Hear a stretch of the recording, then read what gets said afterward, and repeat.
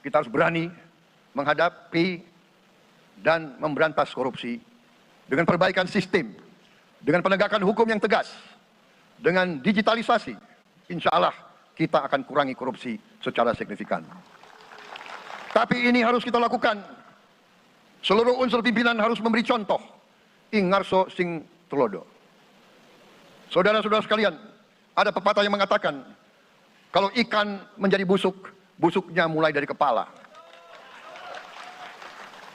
Semua pejabat dari semua eselon dan semua tingkatan harus memberi contoh untuk menjalankan kepemimpinan pemerintahan yang sebersih-bersihnya.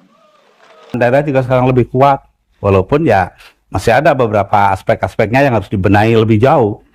Bahkan harus dilarang. Dengan lain, kalau Anda jadi presiden, maka orang-orang seperti itu akan Anda bersihkan. Oh jelas, jelas. Oke. Ya, apakah tidak terjadi kemungkinan penyakit lama kita, yaitu penyaluran dari kredit yang berbunga rendah itu jatuh kepada tangan-tangan yang sebenarnya tidak berkepentingan? Ya, dan bagaimana cara Gus Dur untuk menjaga supaya tidak jatuh? Ya dibentuklah apa arah yang bersih.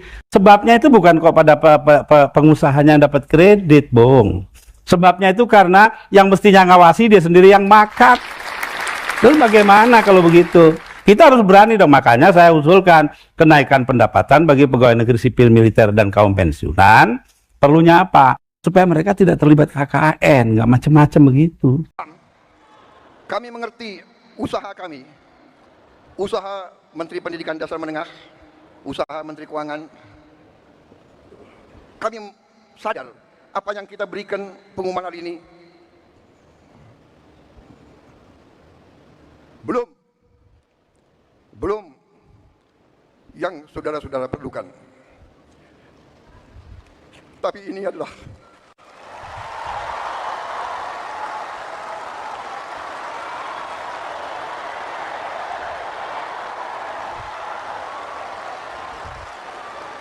adalah upaya kami, dan ini akan kami upayakan terus.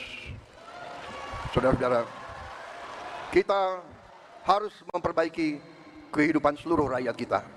Terima kasih Anda masih bersama kami di Who Wants to be the President. Dan saat ini Gus Dur telah berada di studio. Dan kita langsung aja Gus Dur pada agenda reformasi yang tadi.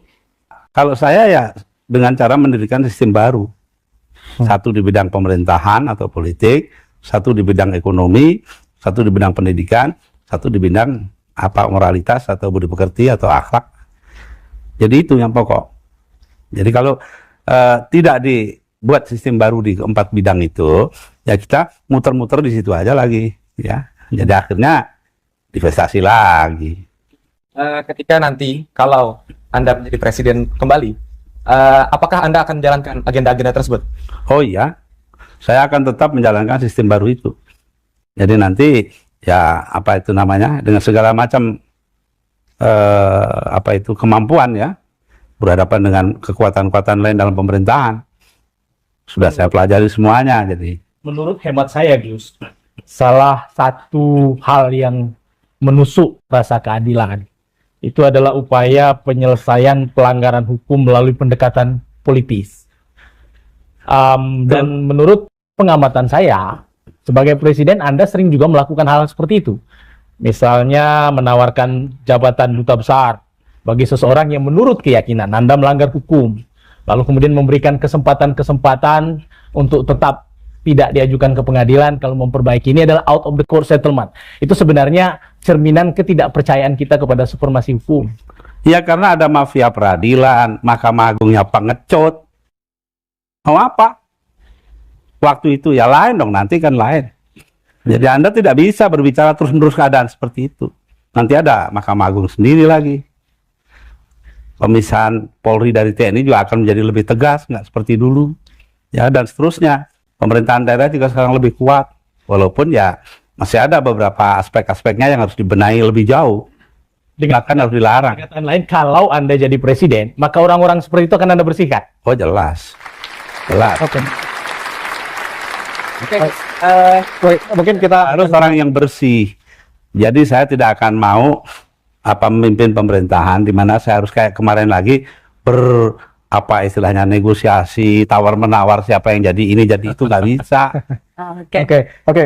Kita berikan kepada panelis yang lain. Silakan. Gus Dur, tadi Gus menceritakan mengenai program ekonomi dan salah satunya itu pembinaan UKM, di mana Gus Dur mengatakan bahwa bunga sekarang terlalu tinggi, yaitu 20%, dan khusus untuk UKM akan diberikan bunga 5%. Apakah itu merupakan subsidi 15%? Dan apakah itu menimbulkan penyakit baru? Bukan, karena subsidi itu kan pemberian gratis. Ini enggak. Ini adalah dengan cara salah satu antara dua. Satu, ataukah kita berani mengadakan moratorium terhadap tanggungan luar negeri kita? Sekarang ini sudah 80 triliun tiap tahun. 80 miliar dolar tiap tahun. Kita bayar orang lain, kita melarat, makan juga kagak. Atau salah satu, kita mendapatkan sumber-sumber keuangan yang katakanlah berbunga rendah untuk kita pinjamkan kepada orang lain, katakanlah 2% setahun. Bisa, banyak negara menawarkan pada saya, duta-duta besarnya begitu, ya. Jadi bagi mereka itu pokoknya ada kompensasi sedikit. Nah, setelah itu kita pinjamkan. 5% itu menolong sekali. Tadi dalam perjalanan saya mendengarkan apa itu namanya Radio El Sinta. Dari Sumatera Utara itu seorang eksportir garment, dalam hal ini pakaian Teluk Blanga dari Binjai. Itu nggak bisa ngekspor, tidak bisa beli mesin-mesin baru, mesin jahit, karena nggak punya duit. Dan dia pinjam itu 20%, nggak mungkin dong dia. Nah, yang membunuh eksportir kita ya kita sendiri kan. Ya, apakah tidak terjadi kemungkinan penyakit lama kita, yaitu penyaluran dari kredit yang berbunga rendah itu jatuh kepada tangan-tangan yang sebenarnya tidak berkepentingan? Ya, dan bagaimana cara Gus Dur untuk menjaga supaya tidak jatuh? Ya dibentuklah sapa arah yang bersih. Sebabnya itu bukan kok pada pengusahanya yang dapat kredit, Bung. Sebabnya itu karena yang mestinya ngawasi dia sendiri yang makat. Terus bagaimana kalau begitu? Kita harus berani dong, makanya saya usulkan kenaikan pendapatan bagi pegawai negeri sipil, militer, dan kaum pensiunan. Perlunya apa? Supaya mereka tidak terlibat KKN, nggak macam-macam begitu. Pak Gus Dur, tadi dikatakan bahwa salah satu yang ingin dilakukan perubahan pada sistem pendidikan. Kira-kira perubahan seperti apa yang Pak Gus Dur tawarkan nanti jika terpilih lagi sebagai presiden?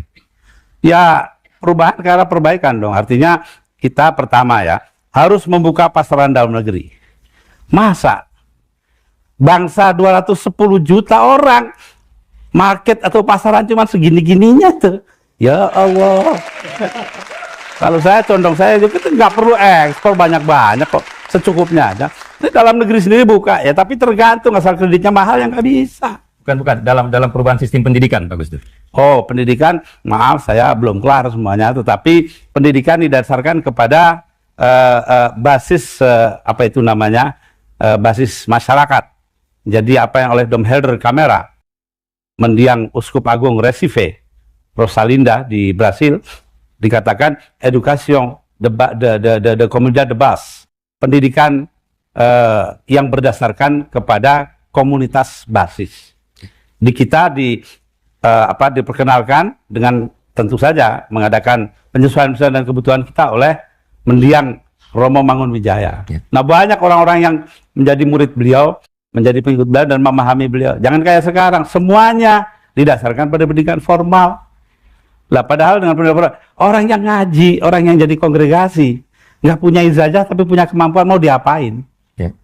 Pak Gus Dur, waktu masih ingat mungkin ketika di SMAP, Pak Sumatri, seorang guru memberikan kepada Pak Gus Dur sebuah karya dari Lenin, What is to be done? Ya, ini seorang tokoh partai komunis. Ya. Tapi kita juga tidak bisa melupakan bahwa pendidikan itu memerlukan biaya yang sangat besar di luar sektor-sektor informal seperti Romo Mangun dan sebagainya. Kalau Gus Dur kembali menjadi presiden, kira-kira berapa persen dari APBN itu yang akan dipakai untuk biaya pendidikan? Sekarang kan kira-kira sekitar 3%. Apa Gus Dur mau menaikkan ke arah 10%? Oh, jelas. Karena pendapatan masyarakat melalui pajak akan menjadi sangat besar, ya. Maka dengan sendirinya ya otomatis anggaran belanja untuk pendidikan menjadi sangat besar. Jadi jangan dihitung persentasinya begitu. Saya sih bekerja menurut aturan-aturan yang ada ya. Ketetapannya begini ya begini ya. Tetapi bahwa jumlah absolutnya itu penting sekali. Ya, kemarin Rektor UI mengatakan pada saya bahwa UI setiap tahunnya menghabiskan 260 miliar rupiah. Ya Tuhan, kasihan amat. Ya paling enggak itu kan ya udah 1 triliun rupiah. Sedangkan kita mempersenjatai Hansip aja gede banget. Gus Dur, nampaknya tidak hanya panelis ya, tapi juga audiens sudah tidak sabar untuk mengajukan pertanyaan.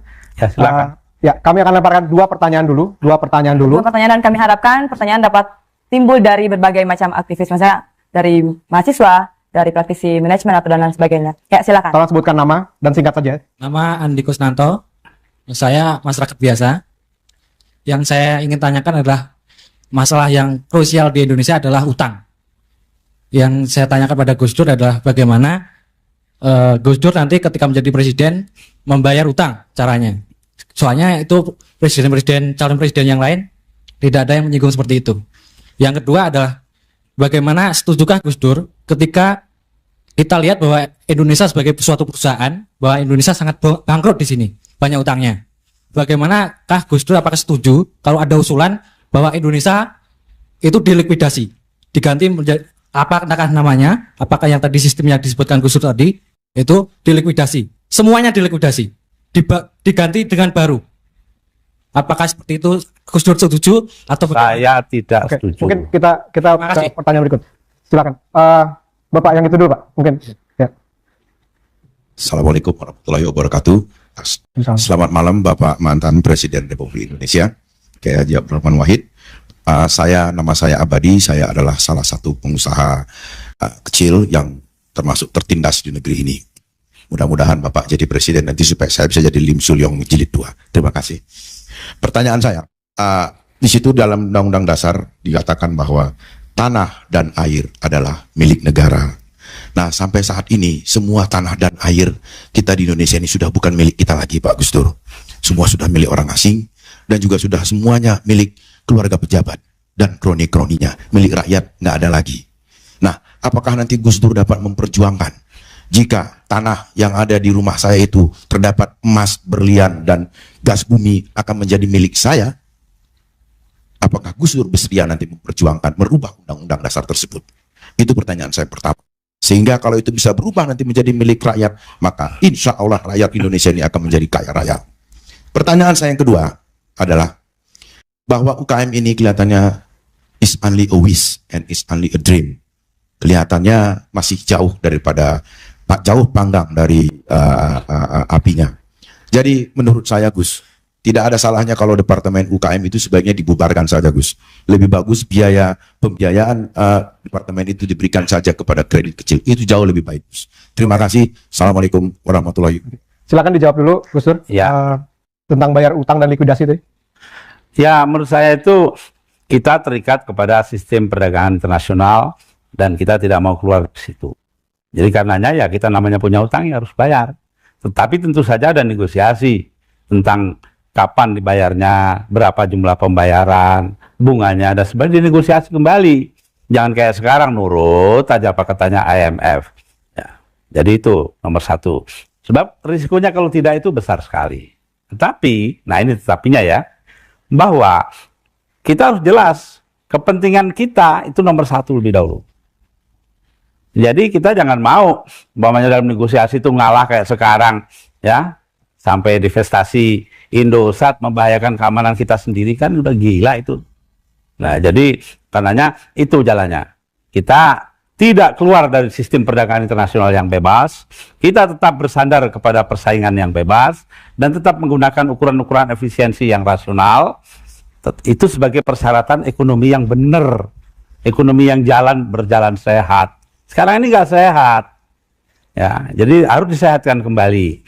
Nah nanti kalau sudah disehatkan kembali, banyak sekali penghematan-penghematan dapat dilakukan, kemampuan membayar utang pun ada. Kalau sekarang ini udah seperti orang udah jatuh ketimpa tangga lagi. Nah itu. Jadi sebabnya bukan persoalan hutangnya itu ansih, tetapi adalah karena keadaan kita yang demikian parah. Yang kedua, bahwa tidak bisa kita hanya mendasarkan diri pada ekspor saja. Ekspor saja satu sebagian saja, tapi ekonomi dalam negeri pun harus kuat, pasar dalam negeri harus bagus. Ludwig Erhard yang menjadi kanselir kedua Jerman Barat setelah Konrad Adenauer menggunakan atau menyusun apa yang dinamakan sebagai konsep Social und Marktwissenschaft, ekonomi yang berdasarkan fungsi sosial dan pasaran, ya, sebagai koreksi terhadap Lebensraum ruang bergerak, ruang hidup dari Hitler yang sifatnya politis menjarah negara tetangga. Sekarang berebut pasar dengan yang lain. Mau tidak mau kita harus begitu. Dan kita udah ada menang, sudah tampak beberapa hal kita itu menang. Kenapa? Ya ini yang penting sekali ya. Karena kita itu benar-benar kaya di dalam 3 sumber alam. Produk hutan, 2 kekayaan laut, dan 3 pertambangan. Orang lain itu bisa ekspor barang-barang yang diproses. Lah kita ini kan karena prosesnya itu mahal, high economic cost itu, maka di negara kita untuk memproduksi sesuatu biayanya mahal. Kalau kita buat semurah mungkin, wow, ekspor akan lari ke sini semua. Minta barang dari kita karena harganya lebih murah. Ya, dan yang kedua tadi masalah Anda mau tidak merubah Undang-Undang Dasar bila? Ya, Undang-Undang Dasar itu tentu saja ada yang harus direvisi ya. Tadi bagus sekali Bapak itu mengatakan bahwa hak milik atas tanah itu jangan sampai keluar dari tangan rakyat. Memang ya ironis toh sekarang kalau ada orang punya tanah ya, nah kemudian ditemukan minyak, dia nggak punya apa-apa, kata orang Jawa ngaplo, nggak dapat apa-apa. Ya, ini nggak bisa. Bahwa dia yang ada di situ minyak ada ditemukan di tanah dia, ya dia yang berhak. Kalau memang dia punya hak atas tanah itu. Jadi memang saya setuju Undang-Undang Dasar harus direvisi dalam hal ini. Tetapi ya, revisi Undang-Undang Dasar itu tidak gampang, Pak. Ya itu harus kita usahakan bergenerasi-generasi. Lama ya, Gus? Lama. Nah, Mengenai UKM yang dibubarkan aja UKM. ya, Untuk UKM selalu menjadi hanya bahan pembicaraan saja, tidak ada realisasi. Apakah ya, dibubarkan aja? saya minta pada saudara tadi ya, nanti lihat aja dah gitu loh. Ngomong itu percuma aja. Ngomong percuma aja. Banyak yang ngomong senang UKM, tapi dalam kenyataan dia yang bunuh UKM toh. Oke, pertanyaan berikutnya. Ya, terima kasih ya Gus atas kesempatannya. Ini Gus Dur, kalau kita lihat permasalahan bangsa ini sangat rumit sekali. Sangat rumitnya kalau kita lihat ya. Kita 60 juta yang masih nganggur. Sekarang tingkat pertumbuhan ekonomi 3,25. Tidak mampu menyerap tenaga kerja. Kemudian APBN kita 80% untuk kebutuhan rutin. Kemudian pendapatan per kapita masih $400. Nah ini perlu kerja keras. Karena kondisi yang sangat berat ini, saya meminta kepada Gus Dur, ini dari hati yang dalam dengan tidak melupakan kebesaran Gus Dur, supaya Gus Dur tidak mencalonkan diri pemilu 2004. Karena apa? Karena permasalahan bangsa begitu rumit. Ya, begitu rumit sehingga saya kira perlu ya mungkin Gus Dur pilih yang lain lah, yang kira-kira cukup sanggup untuk mengabsorb permasalahan bangsa. Karena kita ini, rakyat ini sudah lelah. Kalau kita pilih nanti, kemudian gak mampu 5 tahun lagi, kita masih juga gak maju-maju. Oke. Baik, Kita bisa ini dipertimbangkan. lelah Pak Gus Dur. Oke, jadi Terima kasih. oke, mahasiswa atau mahasiswa satu. Mahasiswa. Sebentar, Pak. Mahasiswa, silakan. Assalamualaikum warahmatullahi wabarakatuh. Salam. Gus Dur, saya cukup salut dengan Anda. Karena sampai saat ini belum lepas dari ingatan saya bahwa kemarin Anda adalah seorang presiden RI. Jadi mungkin saya bisa berikan julukan pada Anda adalah orang paling percaya diri di dunia ini mungkin. Jadi kemarin ketika Anda memimpin negara ini, Anda merupakan sosok yang penuh dengan kontroversial. Ketika baru menjabat sebagai presiden, Anda sudah berusaha untuk menaikkan gaji-gaji pejabat. Tapi Sementara Langsung, ya. kondisi bangsa sedang krisis seperti saat ini. Nah, menurut saya adalah seharusnya Anda sebagai seorang pemimpin justru berusaha untuk empati kepada rakyat yang sedang menderita. Jadi kalau saya berpikir seharusnya Anda justru bersedia untuk tidak digaji sebagai presiden. Kemudian yang kedua, kalau melihat kondisi sekarang, saya masih agak sulit untuk membedakan antara tipe kepemimpinan Anda dengan tipe kepemimpinan Megawati. Saya ingin Anda bisa memberikan gambaran perbedaan-perbedaan Anda, tipe kepemimpinan Anda dengan Megawati. Kemudian yang ketiga, Oke, cukup mungkin hanya 2 pertanyaan. Gus Dur, Assalamualaikum warahmatullahi wabarakatuh. terima kasih. Gus Dur, silakan menjawab. Ada yang meminta Anda untuk tidak mencalonkan diri karena rumit masalah. Begini, sudah menjadi pegangan hidup saya, apa katanya ulama, dan ulama itu 4 orang. Terserah orang mau ngomong apa. Pada hari Kamis yang lalu saya ketemu dengan saudara saya Irwan Hadinata, seorang pengusaha Tionghoa. Dia juga minta saya untuk tidak jadi presiden lagi. Presiden itu kekecilan untuk Anda. Saya bilang iya, tapi sebagai manusia saya harus mendengar apa katanya Kiai. Nah itu. Jadi saya maaf, Anda baik sekali dengan saya, kayak apa juga nolong saya banyak sekali, tapi tetap dalam hal ini tidak bisa. Oke, bagaimana dengan tidak bersedia digaji? Kalau jadi presiden? Oh, terserah aja. Kalau negara memutuskan tidak digaji, nggak digaji, terserah. Ya, bagi saya itu nggak ada masalah. Saya tukang nulis, dapat honorarium kok. Oke. Terus yang terakhir soal tipe kepemimpinan. Ya. Tipe kepemimpinan Anda dan tipe kepemimpinan Megawati. Nah inilah, Anda ini kayak orang geblek. Nggak bisa bedakan kepemimpinan kok bilang begitu. Ya. Kalau Anda nggak bisa bedakan ya sudah. Ngapain sih ikut-ikutan di sini? Mau tahu, kepemimpinan saya menghargai kedaulatan hukum. Kepemimpinan Megawati tidak menghargai hukum, melainkan penyelesaian politis. Itu sudah dibuktikan dengan melainkan saya manggil rapat di rumahnya di Kebagusan. Itu kalau mau tahu. Oke, satu lagi mungkin. Singkat aja. Terima kasih. Saya memang mau cepat aja. Karena Pak Gus Dur, ini pertanyaan, saya tahu Bapak ngomongnya pasti menegakkan hukum. Konsisten pertama tegakkan hukum, kedua tegakkan hukum. Jadi saya tidak barusan dengar itu, tapi saya sudah ketik dari rumah masalah penegak hukum. Hampir semua bilang penegak hukum, tapi hukum kita nggak tegak-tegak tuh Pak. Lalu saya ingin menganalisa akar permasalahan. Akar permasalahan ada dua Pak. Penegak hukum itu sendiri perlu dibenahi. Kedua, yang ngikut hukum perlu dibenahi. Baik, pertanyaannya Pak. Ini kira-kira Pak. Ini cepat aja Pak, saya cepat. So ini langsung pertanyaannya, silakan. Permasalahan utama. Anak-anak SMA, SMP, dan mahasiswa itu semuanya nyontek. Sekarang nyonteknya pakai SMS. Kawan yang ngitung di luar dia ngirim. Nah, jadi orang begini tidak akan patuh kepada hukum. Lalu yang penegak hukum itu menurut saya hanya satu Pak. Kopral Jono. Kopral Jono yang nangkap editensil. Kopral Jono yang lepas editensil. Bagaimana Panglima perintah tangkap Kopral Jono. Bila Kopral Jono tidak tangkap, tidak. Permasalahannya ini Pak Gus Dur. Oke, jadi Kopral Lee dari Singapura gajinya $700. Ya. Kopral Asman dari Malaysia gajinya $250.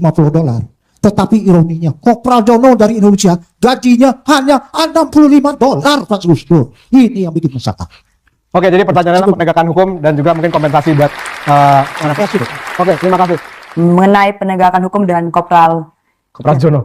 Ya, penegakan hukum itu harus dilakukan.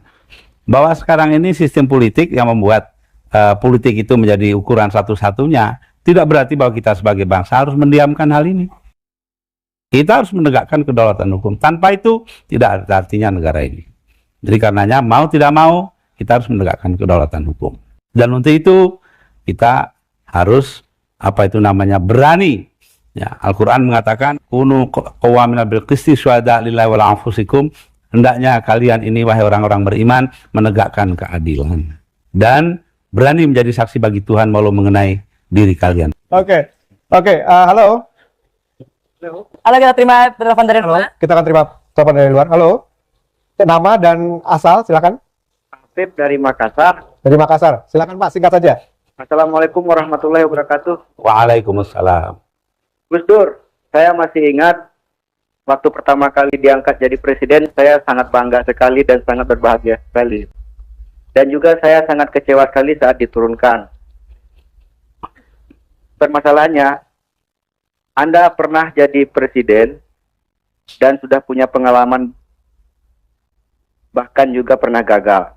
Nah, pertanyaan saya, apakah hikmah dan pelajaran yang sangat besar yang bisa Anda ambil untuk langkah Anda ke depan untuk menjadi presiden lagi, sehingga nanti di saat Anda telah duduk jadi presiden tidak akan terjadi masalah seperti lalu.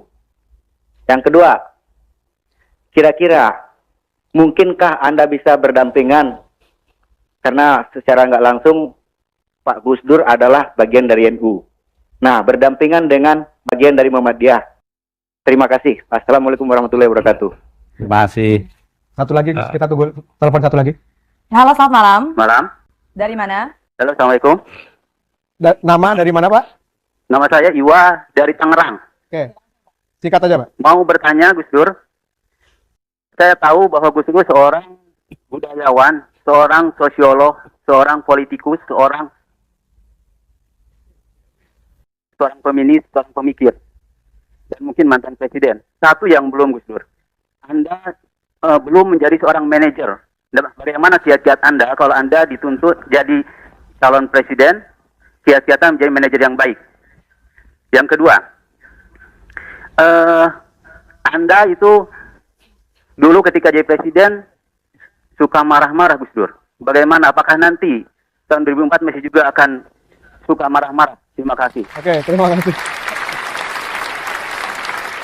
Terserah, Gus Dur mau jawab yang pertama tadi mengenai hikmah Anda. Kegagalan, bukan kegagalan, tapi hikmah pada saat periode pertama menjadi presiden. Kemudian yang kedua, bersedia berdampingan dengan Muhammadiyah. Ya, yang pertama, pelajaran terpenting adalah saya semakin yakin kebenaran hadis Nabi, idza wusidal amru ila ghairi ahli fantadir sa'ah. Kalau persoalan diserahkan kepada bukan ahlinya, maka tunggu saja kiamat. Jadi kepenting artinya ahli itu kalian. Ini semakin mempertebal keyakinan saya. Yang kedua, von Clausewitz mengatakan, seorang ahli peperangan Jerman, mengatakan bahwa perang terlalu penting itu diserahkan kepada para jenderal. Sama saja, sekarang saya juga begitu. Kita mengadakan pemerintahan itu harus berdasarkan keputusan rakyat dan berdasarkan hal-hal yang diputuskan oleh rakyat. Jadi bukan kemauan kita yang paling pokok. Yang kedua, mengenai Muhammadiyah. Ya, saya lihat ya, Islam ini dibagi dua, Pak. Islam gerakan dan Islam non gerakan. Nah, Muhammadiyah itu gerakan, Majelis Ulama gerakan, NU gerakan. Sesama gerakan apapun bedanya, harus dicari titik-titik persamaannya. Ini yang paling pokok. Tadi siang saya bicara dengan saudara Nur Wahid dari Partai Keadilan, ya, PKTO. Lulai, ya kan. Nah, itu kita banyak sekali yang kita capai tadi dalam sekali duduk. Saya bilang kepada Nur Wahid, Mas Nur, inilah nikmatnya kalau duduk bareng ya. Iya ya, saya betul baru merasa banyak sekali kita persamaan. Itulah ya. Jadi Muhammadiyah bagi saya adalah saudara yang tidak bisa ditinggal. Oke, kemudian manajer. Bagaimana Anda sebagai manajer? Kiat-kiat. Begini, Pak ya. Anda menyamakan presiden dengan manajer itu salah. Presiden itu pemimpin, Pak, bukan cuma manajer. Pemimpin harus mempunyai kemampuan manajemen. Nah, itu. Kalau enggak dihancur. Saya belajar banyak mengenai masalah ini ya. Dan saya berjanji pada diri saya, itu akan menjadi manajer baik. Tapi lebih dari itu, saya harus menjadi pemimpin yang lebih baik daripada yang lalu. Soal marah-marah, ya? Soal marah-marah. Marah-marah, ya lihat persoalannya dong. Kalau konstitusi dilanggar, ya mau nggak mau kita marah.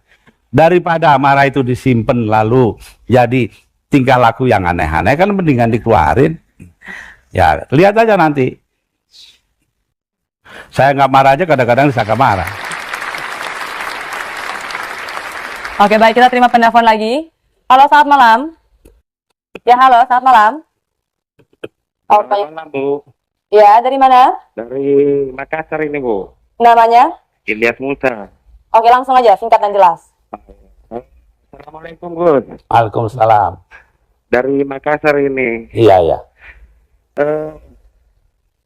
Saya melihat, Gus, seorang leadership itu memang seharusnya cocok sudah prinsipnya, Gus Dur. Cuman dari faktor fisik itu loh.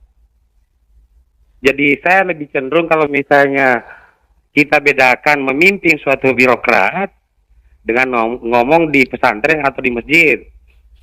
Karena kalau kita memimpin salah satu birokrat itu kita cuma tidak bisa ngomong asal ngomong aja. Kita mesti melihat dengan mata kepala itu sendiri kepada bawahan. Nah, ini bedanya, Gus. Seperti kemarin-kemarin itu kan tukar itu menterinya itu loh. Nah, ini yang saya anggap bahwa mestinya itu kalau di masjid kita ngomong itu walaupun kita tidak melihat tapi tidak ada masalah dibanding kita itu memimpin suatu birokrasi. Itu aja, Gus. Assalamualaikum. Waalaikumsalam. Silakan Gus. Langsung saja. Masalahnya itu sebenarnya adalah kemarin itu harus tawar-menawar secara politis dengan banyak pihak, dengan orang yang punya ambisi-ambisi yang nggak ketulungan. Ya jadi karena itu ya terpaksa begitu. Nah salah satu hikmah adalah di masa depan hal ini tidak boleh terjadi. Itu. Jadi tidak boleh terjadi soal tawar-menawar, harus jelas. Nah kalau dia mengatakan bahwa presiden jangan begini jangan begitu, menurut saya itu jawabnya simpel aja. Presiden dipilih rakyat, bilang sama rakyatnya. Udah. Oke. Jadi presiden dipilih rakyat, dia bertanggung jawab pada rakyat bukan pada orang perorangan, siapapun orang itu. Oke, baik Gus Dur. Dan Saya minta maaf sebesar-besarnya datang terlambat karena tadi penuh sekali jalanan. Ya, dan kedua juga saya sebenarnya karena nunggu perintah Kiai untuk jadi calon, jadi bukan who wants to be a president tapi wants to become a president. Oke. Oke, Gus, ini ada polling dari 7.000, lebih dari 7.000 penelpon, Gus. 3% ragu-ragu bahwa Anda akan menjadi presiden lagi. Kemudian 42% berharap Anda menjadi presiden dan 55% tidak berharap Anda menjadi presiden lagi. Itu kata telepon. Kata Anda apa? Komentar saya? Ya. Oh, ini bukan pemilu kok. baiklah Gus Dur, dan kami mengucapkan terima kasih sekali untuk Itulah tadi beberapa pertanyaan yang dilayangkan kepada Gus Dur pada saat Almarhumlah Gus Dur masih hidup tentang beberapa kebijakan-kebijakan pemerintahan Gus Dur. Dan ini dianggap Prabowo Subianto mewarisi sifat-sifat yang dimiliki oleh Gus Dur. Seperti yang sudah kita ketahui bersama bahwa Bapak Prabowo Subianto sangat dekat dengan para ulama pribumi, terutama pada Gus Dur. Bagaimana menurut pendapat teman-teman semua? Silakan lanjut di kolom komentar. Terima kasih, selalu support Arman Al-Fatih. Kita jumpa lagi di video selanjutnya. Assalamualaikum warahmatullahi wabarakatuh.